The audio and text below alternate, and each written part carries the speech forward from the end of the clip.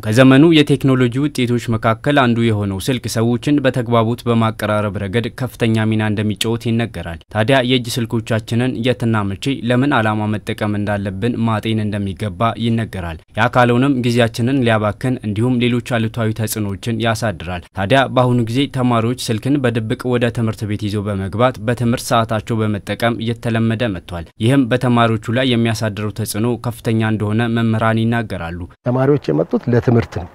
ነገር ግን ወደ ሞባይል በሚሄዱበት ሰዓት አንደኛ የመማር ማስተማር ሂደቱን ያስተጓጉልባቸዋል። ከመምህሮቻቸው ጋር ያላቸው ግንኙነት ለምሳሌ ከተማሪዎቹ እርስ በርስ ያላቸው ግንኙነት ከመምህራን ጋር ያላቸው ግንኙነትን ይገድብባቸዋል። ይሄ ሌላው ችግር ነው። ክፍል ውስጥ ጌም የሚጫወቱ ተማሪዎች አሉ።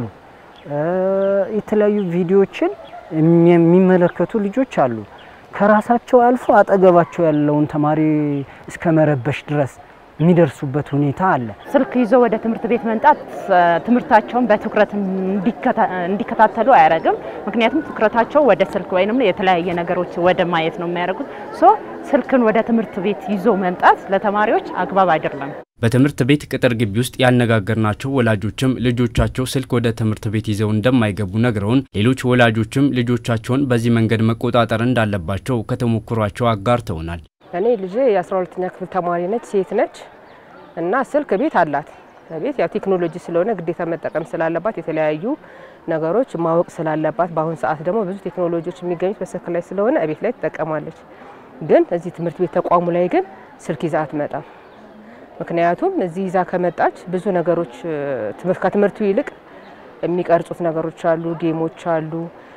አንዳንዴም ደግሞ እንዴት ተደብቀውም በስልክ የሚሰሩ ስራ ሊኖር ስለሚችል እኔ ስልክ እንዳታወጣ ቆጣጣራታለሁ።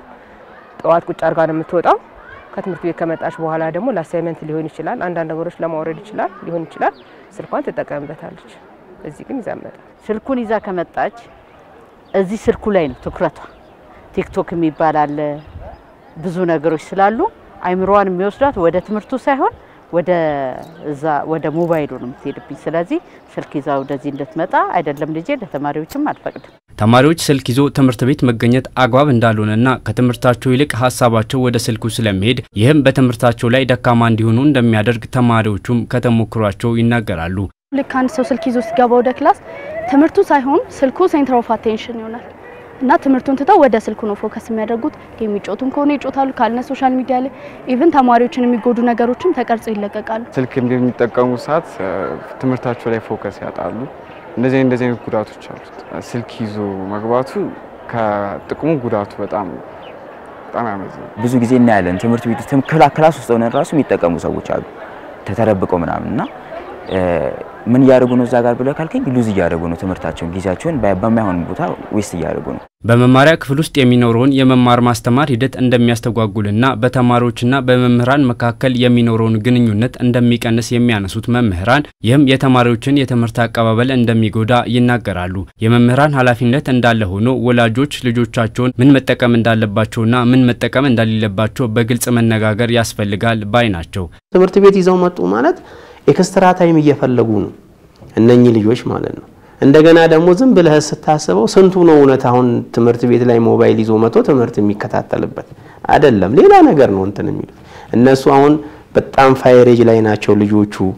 ብዙ ነገር ማየት ይፈልጋሉ፣ ብዙ ነገር መለማመድ ይፈልጋሉ። ስለዚህ እቤት የተከለከሉትን ነገር እዚህ በስልካቸው ላይ ማየት ይፈልጋሉ። ልጃችንን እኛ ወደምንፈልገው ራሱን አውቆ ራሱን መርቶ የራሱን ምርጫ አክብረንለት ጎሄድ እስክንለው ድረስ ልጆች እንደ ጋርደን ውስጥ እንዳሉ ብርቅዬ አትክልቶች ነው መታየት ያለባቸው።